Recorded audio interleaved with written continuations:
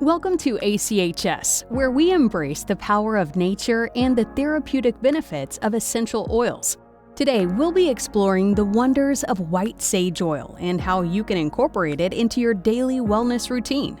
White sage oil, derived from Salvia apiana, is a unique essential oil that loves to grow in the hot sun of Southern California. With its more intense aroma compared to traditional sage oil, white sage oil offers a myriad of benefits for your well-being. At ACHS, we source our cultivated, organically grown white sage essential oil from a small family-owned Californian farm. By ensuring our oil is cultivated from their own seeds, we support sustainability and honor the cultural and historical significance of white sage. There are countless ways to enjoy the therapeutic benefits of white sage oil. You can create a soothing white sage bath soak, a refreshing white sage roller bottle blend, or even a nourishing white sage ointment. The possibilities are endless. Before using white sage oil, it's important to be aware of safety guidelines.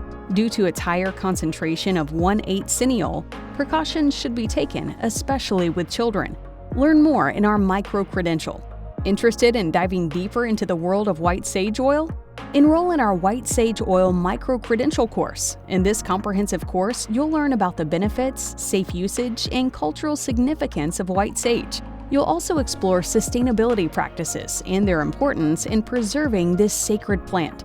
By completing this course, you'll receive a Micro-credential certificate and a verified digital badge, showcasing your expertise and commitment to sustainable and safe use of white sage essential oil. Join us on this aromatic journey and unlock the potential of white sage oil. Visit our website to learn more and enroll in the Micro-credential course today.